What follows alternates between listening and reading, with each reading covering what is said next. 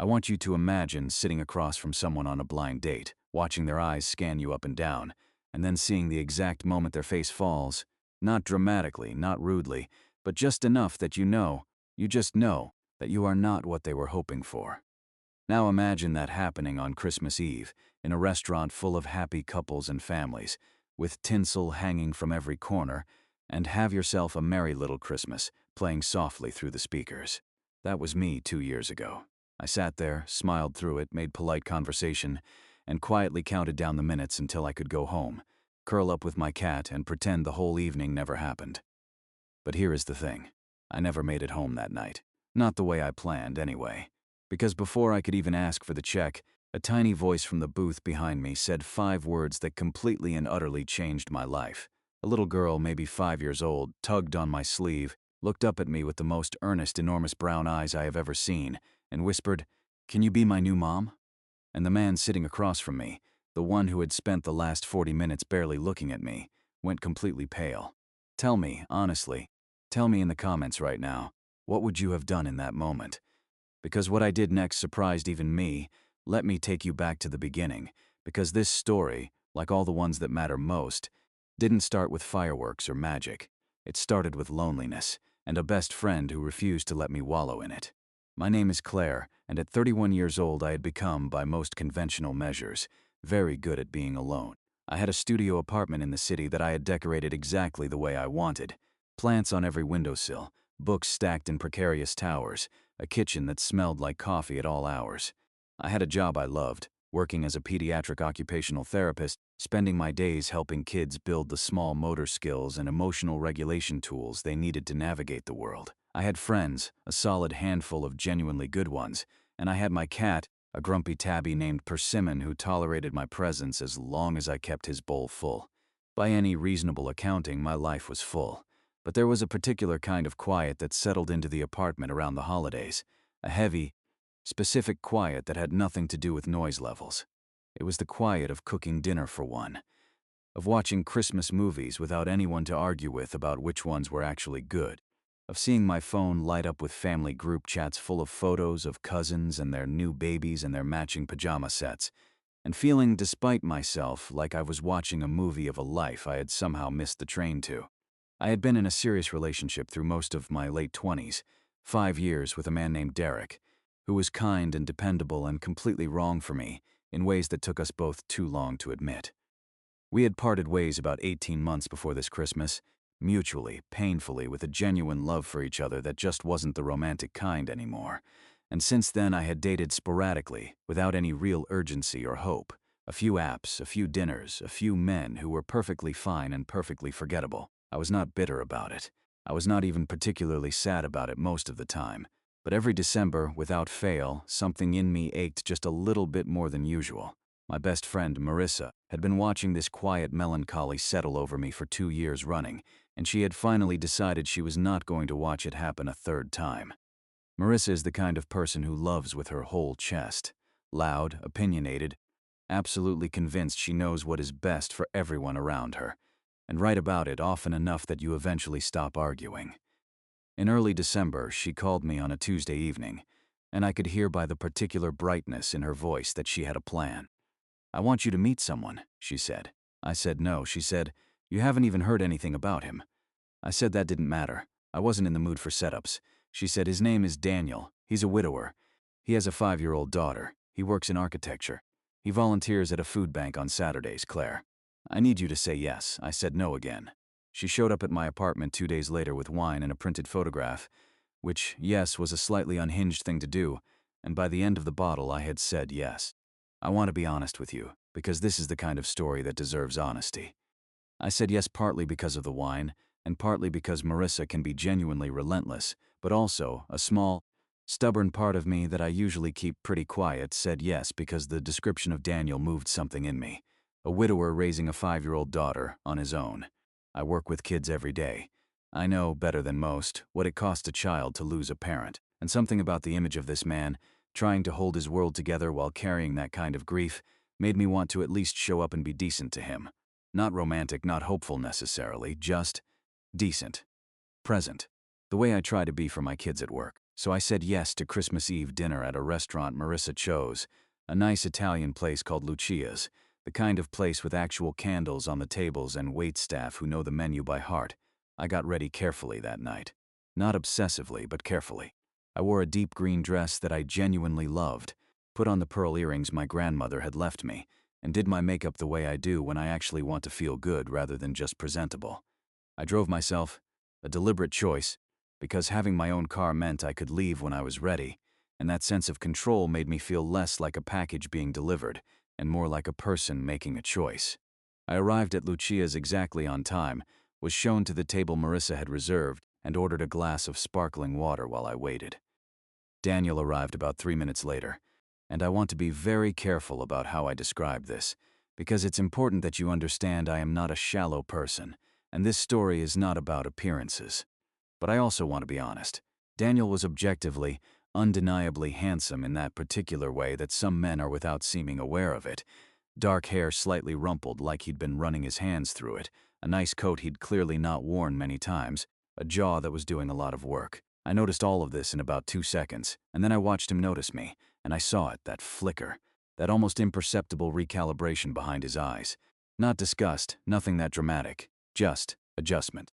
The slight settling of someone who has arrived expecting one thing and found another, and is deciding in real time how to be gracious about it. I have been a woman in the world for 31 years. I know what that look means. It means, you are not what I pictured. It means, I will be polite, but I am already thinking about how to end the evening without causing a scene. I recognized it immediately, and I felt the familiar small deflation in my chest that I had learned, over the years, to breathe through and move past quickly. I smiled. I said it was nice to meet him. I meant it, in the way you can genuinely mean something while simultaneously understanding that it is going nowhere. We made conversation, and I'll give Daniel this. He was not rude. He was not dismissive or cruel. He asked me about my work, and when I explained pediatric occupational therapy, he nodded and asked follow-up questions that told me he was actually listening. He told me a little about his architecture firm, about a community center project he was designing pro bono for a neighborhood in the east part of the city. He was clearly intelligent, clearly good-hearted in a fundamental way, but the energy across the table was careful, polite. The kind of conversation you have with someone you are trying to let down gently before you have technically let them down yet. We were about 40 minutes in, on our second round of drinks, picking at a breadbasket, and I was beginning to do the mental math of how much longer I needed to stay to avoid being rude about leaving. When the world shifted, I heard a rustling from the booth directly behind me. Then a small thud like someone sliding off a seat, then tiny footsteps on the tile floor, and then a hand, small, warm, and surprisingly confident. On my arm, I turned around and there she was, a little girl in the most beautiful Christmas dress, red velvet with a white lace collar, her dark hair in 2 uneven pigtails that suggested her father had done them himself. She was looking at me with those enormous, serious brown eyes, and in a voice that was soft but absolutely certain, she said, "Can you be my new mom?" The entire restaurant did not go quiet, but my world did. I looked at her. I looked at Daniel, who had gone the color of chalk and was halfway out of his seat with a look of pure undiluted mortification on his face. I looked back at the little girl. And something happened to me that I cannot fully explain, except to say that every professional instinct I have, every hour I have spent learning how to be present with children in vulnerable moments, every bit of love I have for the small humans I work with every day, it all rushed forward at once. I did not laugh. I did not look to Daniel for guidance. I turned to face her fully, leaned down just slightly so we were closer to eye level, and I said very gently, "What's your name, sweetheart?" she said, without missing a beat. "Lily," I said. "That's a beautiful name. Are you here with your daddy?" She pointed at Daniel, who was now beside us, one hand extended toward her, saying her name in a low, mortified murmur. "Lily, come on, baby, I'm so sorry." But Lily was not done. She looked at me and said completely seriously, "My daddy needs a wife for Christmas." I asked Santa, "Are you Santa's answer?" So here we are. That is the moment everything pivoted on. A 5-year-old in a red velvet dress, a letter to Santa, and a man who had spent the last 40 minutes trying to figure out how to politely retreat from a blind date. I had to make a decision in a fraction of a second about how to respond in a way that was kind to this child, fair to this man, and honest to myself. Before I tell you what happened next, I genuinely want you to pause and think about this. What would you have done? What do you say to a child who has just, with complete sincerity, asked if you are the answer to her Christmas wish? Drop it in the comments right now, because I really truly want to know. Because I had no roadmap for this. I had nothing in my training, personal or professional, that had prepared me for Lily. What I did was this. I looked at Lily and I said, I think Santa sends people into our lives at the right time, and we don't always know right away who they're going to be to us. But I think you are one of the most wonderful people I have ever met. Lily considered this with the gravity of a small philosopher, then nodded once, took her father's hand, and allowed herself to be guided back to their booth, which was apparently directly behind ours, where she had been seated with a woman I now realized was Daniel's mother, who was watching the whole scene with one hand pressed over her mouth. Somewhere between horror and laughter, Daniel returned to the table. He sat down. He put both hands flat on the tablecloth and stared at them for a moment. Then he looked up at me and said, I am so sorry. I am so profoundly sorry. She wrote a letter to Santa in November asking for a mom. I didn't know she was going to. He stopped, ran a hand through his already rumpled hair. I didn't bring her here to do that. My mother's was watching her, and they decided to have dinner here too, and I didn't know until I saw my mother walk in with her 20 minutes ago, and I was trying to figure out how to handle it gracefully, and clearly I failed completely. He laughed then, suddenly, the kind of laugh that bursts out of you when the alternative is something else entirely. And I laughed too, and something between us, that careful, polite distance, cracked open. I learned things about Daniel in the next hour that I had not learned in the first 40 minutes. I learned that his wife, Lily's mother, had passed away from an aggressive cancer 2.5 years ago, when Lily was barely 2. I learned that Lily had almost no memory of her mother, which devastated Daniel in a way he described haltingly, carefully, clearly not a grief he wore lightly. I learned that Lily had become, in his words, alarmingly socially competent, and had decided sometime around October that what their family was missing was a mother figure, and had taken it upon herself to resolve this situation with the full force of her 5-year-old determination. I learned that she had apparently assessed 3 other women in his orbit that fall, and found them all wanting for various reasons she had communicated to Daniel with uncomfortable specificity. He did not tell me what those reasons were, but the way he said it made me laugh hard enough that the people at the next table looked over. I also, and this is the part I think about most now, learned what that look had actually been about. Because halfway through his second glass of wine, with the kind of honesty that sometimes ambushes people in emotionally raw moments, Daniel said, I owe you an apology for something else too. When I first saw you, I don't know how to explain this without sounding like a terrible person. You looked kind. Like, immediately, visibly, genuinely kind. And I panicked a little, because that's the thing I find hardest to be around right now. Because my wife was the kindest person I had ever met, and being around someone who seems to have that quality it still catches me off guard sometimes. He looked embarrassed. He looked like a man who had not meant to say that much. I did not fully know what to do with it in the moment, so I just said, that's not a terrible thing. That's actually a very honest thing. And he nodded, and we sat with that for a moment, and it felt strangely like something real. By the time Marissa texted me at 9:30, asking how it was going with a string of nervous emoji, I had been at Lucia's for nearly 3 hours. Daniel's mother had taken Lily home at 8, but not before Lily had stopped by our table one more time, looked at me very seriously and said, I told Daddy you have nice eyes. Daniel had put his face in his hands. I had told Lily that she had excellent taste. She had seemed satisfied by this and allowed her grandmother to button her coat. We did not fall in love over that dinner, and I want to be clear about that because this is a true story, and true stories don't usually work the way movies do. What happened was slower and more real than that. Daniel asked, carefully and with an amount of self-deprecation that I found genuinely endearing, if I would want to get coffee sometime. Just coffee. Get to know each other like actual humans, without the performance anxiety of a formal setup. I said yes, and I meant it this time without any asterisks. We had coffee the following week.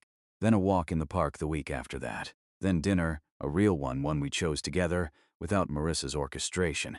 He introduced me to Lily properly about 6 weeks in, framing it only as meeting a friend, being careful and deliberate about it in a way that told me everything I needed to know about the kind of father he was. Lily, for her part, greeted me at the door of their apartment, looked at me for a long moment, and then said, I remember you. From the restaurant. I said that I remembered her too. She thought about this and then said, "Okay," and went back to her coloring book. I looked at Daniel. He looked at me. We both understood that we had just passed some kind of threshold. What I want to tell you, because I think it matters, because I think it is the heart of this whole story, is that I did not fall in love with Daniel because of Lily, exactly. It wasn't a package deal in the way that phrase sometimes implies, like I signed on to a situation. What happened was more like this. Watching Daniel be a father, watching the tenderness and the patience and the occasional complete exasperation of it, watching him read to her and argue with her about vegetables and hold her when she had bad dreams, that showed me who he was in a way that no first date ever could.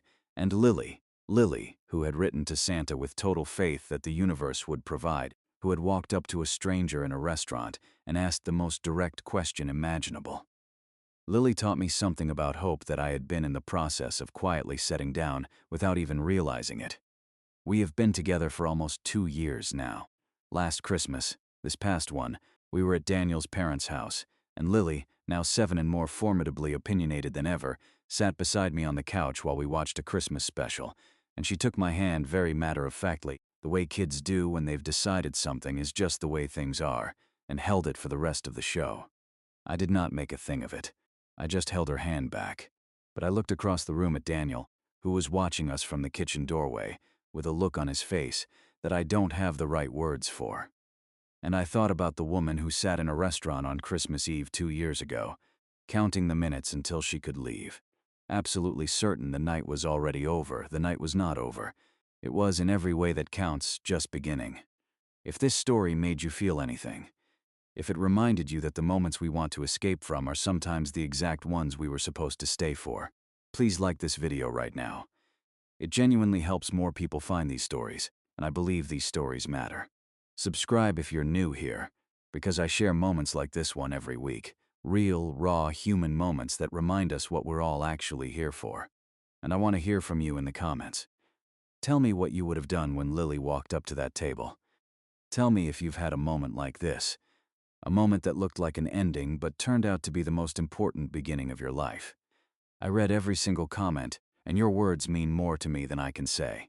Share this video with someone who needs to be reminded that hope has a way of showing up in the most unexpected, red velvet dress-wearing, pigtailed forms. Thank you for being here.